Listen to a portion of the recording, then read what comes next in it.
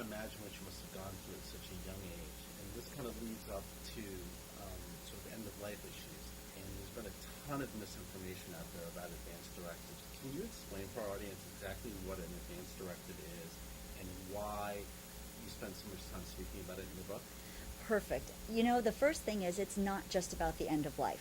An advanced directive, some places call it a living will, a durable power of attorney, a healthcare proxy form. Every state is different, so just make sure you're getting the right one for your state, and you can get that on your site, a listing of the advanced directives. So depending on where you are, this form goes into effect when you've lost the ability to speak for yourself. So it could be you've just had an accident and you're going to be sick for a little while and sedated.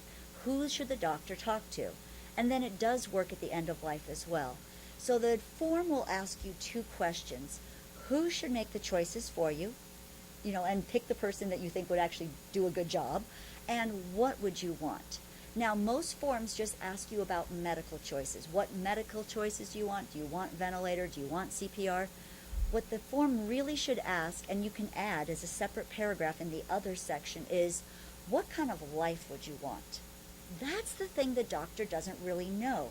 So if you can say, what would be meaningful for me if my brain no longer worked? Because that's when this form goes into effect. Would it be okay for me to live in a nursing home? Would it be okay for me to never recognize my loved ones? Or if that wouldn't be okay, then would I want to have a peaceful death? Or would I still want people to fight? I don't know the answer, and the doctors don't either. So that's why you've got to write it down. If you want a guide that will help you fill it out in a way that doctors will respect, you can go to my site at thecaregiverspath.com, and there's a free download of a wonderful guide which will walk you through that. Let's switch gears a minute and talk about helping those without capacity.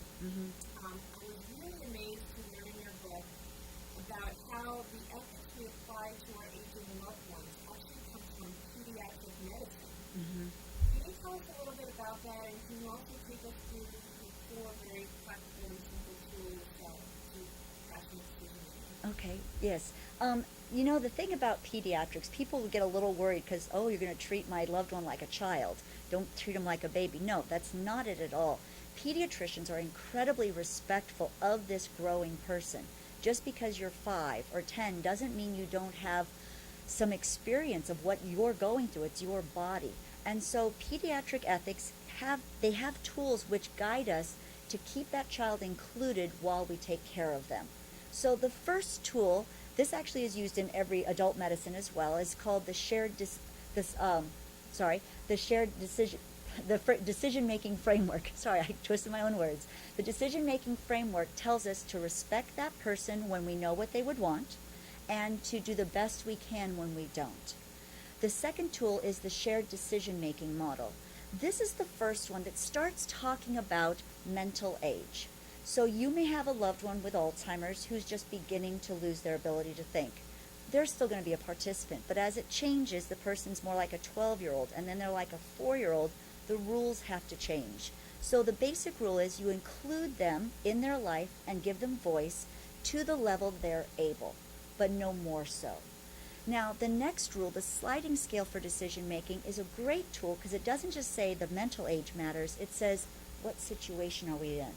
With my dad, you know, he could make his decisions about what he wanted to wear, what he wanted for lunch, but there was no way he was going to choose heart surgery. I had to protect him. I had to make the more serious decisions, and the sliding scale helps us with that as that person changes. And the last part is the assent tool, and this is the action tool which takes us through how to ask that person for their participation in a way that's respectful, but it doesn't give them too much voice. We don't want to give them too much power and then have to say, no, now you can't choose. So the tools are very easy to learn, as you could tell, and they change as your situation changes. I feel like your core message is really about respecting and really trying as much as possible to engage the patient in the decision-making process, which is what I love about what you call the platinum rule as opposed to the golden rule. Now, Tony Alexandra, he created this platinum rule, and it takes the golden rule, which is wonderful. It's in almost every religion, which says, do unto others as you would want to be done unto. The platinum rule says, do unto others as they would like to be done unto. That totally makes sense because it's not what I would want, it's what you would want. So what would I do to respect you? What would I do to be helpful to you? So, like, I'm a hugger. I love to give hugs. And in my hospice work, it's very easy for me to want to just give someone a big hug. But some people really don't want to be touched. And they'll be like, oh, why did you touch me? So I've learned to use the platinum rule and think, just because I want a hug doesn't mean you do. And I'll ask, would you like a hug? And the person will say, no, I just want to sit here and talk. Great, thank you. Or if they say, please, I could really use one, then I'll do it. That's how that one helps.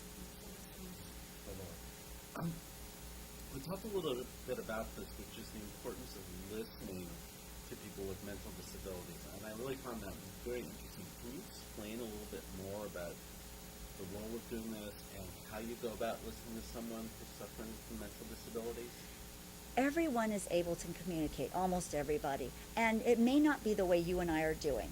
And like one lady just the other day said to me that her daughter has always been severely disabled, can't communicate with words at all, probably mentally a 2-year-old, 1-year-old, but she's 20 years old now.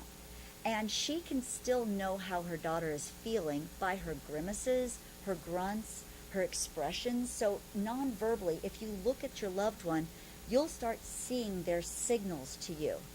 Also, that's what I tell healthcare professionals, look for those. Talk to the caregiver. You know that person best. You'll have insights for them.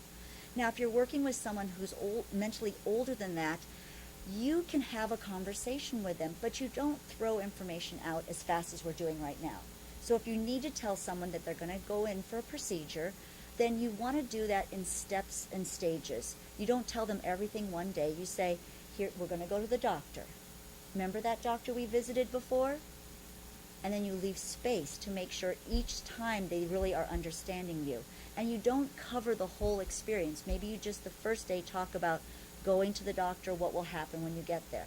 And then the next time you say, well, you know what else will happen? You'll have this test, they'll take you in another room, and you slowly build the information at the speed they're able to take it in. You also can use videos, books, tape recorders so they can listen to it over and over again.